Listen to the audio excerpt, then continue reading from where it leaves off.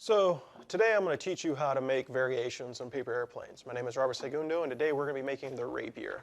What I got here is a regular sheet of notebook paper because this is the standard in paper airplanes.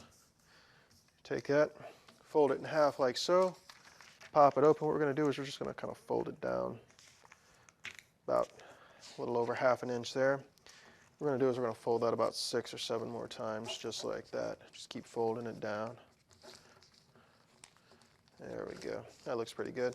Now what we're going to do is we're going to take our corners, fold it in like so. There we go. Now what we're going to do is just kind of fold it down like so. And our Rapier is going to be kind of an upside down plane, so we're going to kind of give it a, just open this back up and kind of give it a little bit of a twist going on here in the center. Kind of wind foil that bottom real good.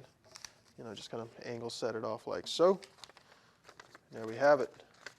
This is more or less your Rapier style plane, and flies pretty good. Play around with it, have fun, and enjoy.